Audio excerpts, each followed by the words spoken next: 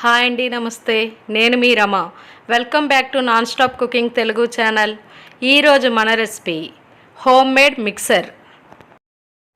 ఈ mixer sweet షాప్లో ఎలాంటి టేస్ట్ ఉంటుందో అలాంటి టేస్ట్తోనే మనం ఇంట్లోనే చాలా ఈజీగా సింపుల్గా చేసుకోవచ్చు. అలాగే ఈ మిక్సర్ 1 మంత్ వరకు పాడవకుండా చాలా ఫ్రెష్గా ఉంటుంది. ఇప్పుడు మన మిక్సర్ ఎలా చేసుకుందామో చూద్దామా? దీనికోసం ఒక బౌల్ తీసుకొని 2 కప్స్ శనగపిండి వేసుకోండి. అలాగే ఇందులో బియ్యపిండి 3 స్పూన్స్ వేసుకోండి. కలర్ కోసం పసుపు ఒక చిటికెడు వేసుకోండి. జీరా పౌడర్ 1/2 స్పూన్ వేసుకోండి. మీరు జీరా పౌడర్ ప్లేస్లో వాముని మిక్సీలో వేసి 1/2 స్పూన్ పౌడర్ వేసుకోవచ్చు. సాల్ట్ మీ టేస్ట్కి తగినంత వేసుకోండి. బేకింగ్ సోడా 1/2 టీ స్పూన్ వేసుకోండి. బేకింగ్ సోడా ఎక్కువగా వేసుకోవద్దు, దీనివల్ల ఆయిల్ బాగా పీల్చేస్తుంది. ఇప్పుడు ఇదంతా వాటర్ వేసి బాగా కలపండి.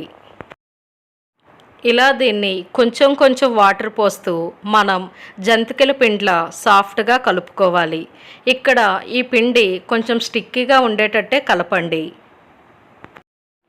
ఇలా ఈ పిండిని మనం కారపూసలా చేసుకోవాలి. దీనికోసం జంతికల గొట్టం తీసుకోండి. ఇలా హోల్స్ సన్నగా ఉండే ప్లేట్ని తీసుకోవద్దు, కొంచెం లావుగా ఉండే ప్లేట్ని తీసుకోండి. దీన్ని జంతికల గొట్టానికి పెట్టి కొంచెం పిండిని తీసుకొని ఇందులో పెట్టుకోవాలి. ఇప్పుడు మనం వీటిని కారపూసలా వేసుకోవాలి. ఇప్పుడు ఒక ప్యాన్ వేసుకోండి. ఇందులో డీప్ ఫ్రైకి సరిపడా ఆయిల్ వేసుకోండి.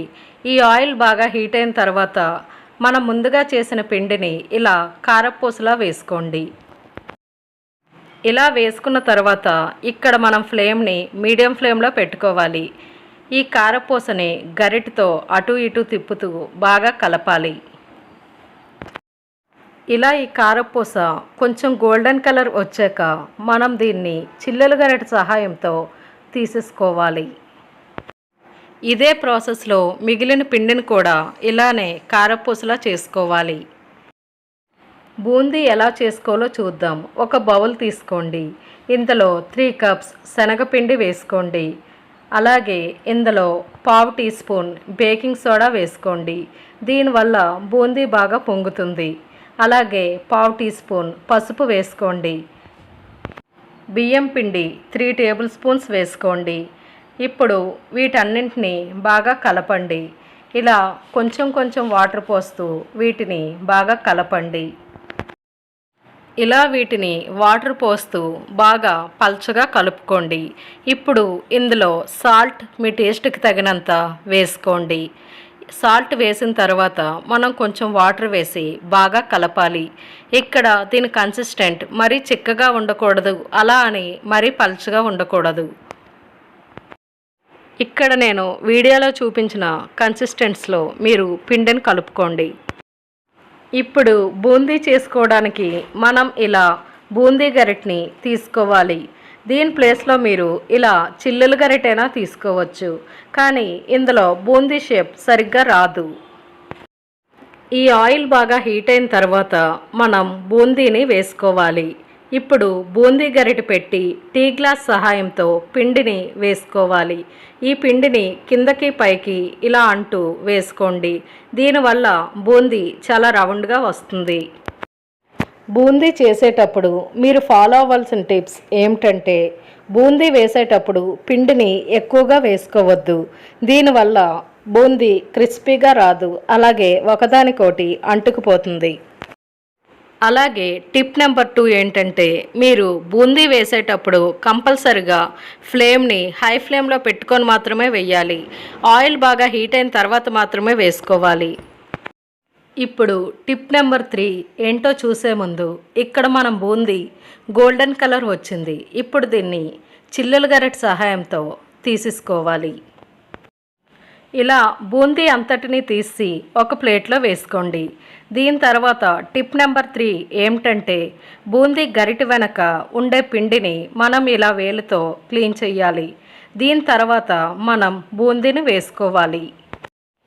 ఇలా మీరు పిండిని క్లీన్ చేయకపోతే బూందీ వేసేటప్పుడు బూందీ రౌండ్గా రాదు. మళ్ళీ పిండిని తీసుకొని బూందీ గరిటలోని వేసి ఇలానే బూందీ మొత్తాన్ని మనం చేసుకోవాలి.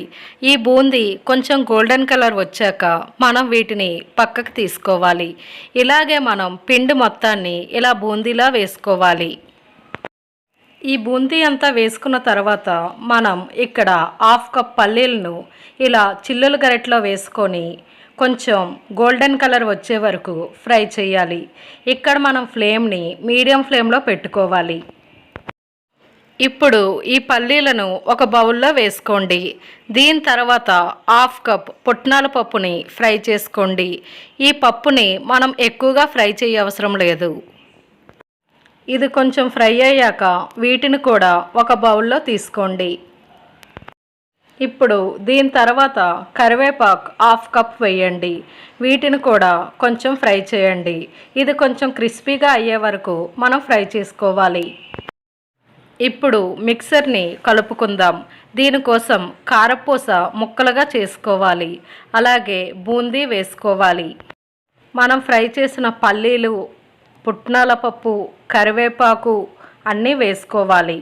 ఇప్పుడు వీటిని ఒకసారి కలపండి.